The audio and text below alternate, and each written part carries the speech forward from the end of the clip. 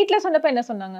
என் வீட்டில் சொன்னபோது என் பேரண்ட்ஸ் இந்த மாதிரி தான். பிகாஸ் நான் கல்யாணமே பண்ணிக்க மாட்டேன்னு தோணுச்சு என் அம்மா அப்பாவுக்கு. பிகாஸ் பாயிண்ட்டுக்கு அப்புறம் I got very use to this life style இல்லை. ஸோ அதனால எனக்கு இல்லை கல்யாணம் பண்ணல பரவாயில்ல அந்த மாதிரி ஒரு ஸ்டேஜுக்கு நான் போயிட்டேன். It's very happy. அப்படிதான் இருந்தது.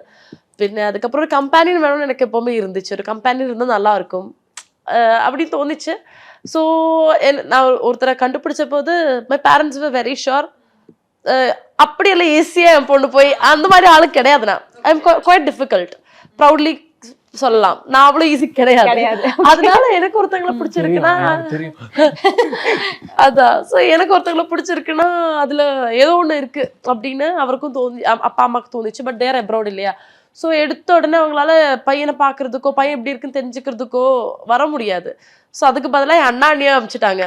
சரி போய் மீட் பண்ண, அவ ஏதோ சொல்ற, அவ பிளைண்ட்லி லவ்னால அவ சொல்றீங்களா இல்லை உண்மையில அந்த பையனுக்கு ஏதோ ஒன்று இருக்கான்னு பாரு, நீங்க போயிட்டு கேஷுவல் அவளை மீட் பண்ணு, go for lunch, talk to him அப்படின்னு அப்பா சொன்னதுக்கு என் அண்ணாவும் அண்ணியும் லைக் கொச்சின்ல இருந்த சென்னைக்கு வந்தாங்க இவனை மீட் பண்றதுக்காகவே.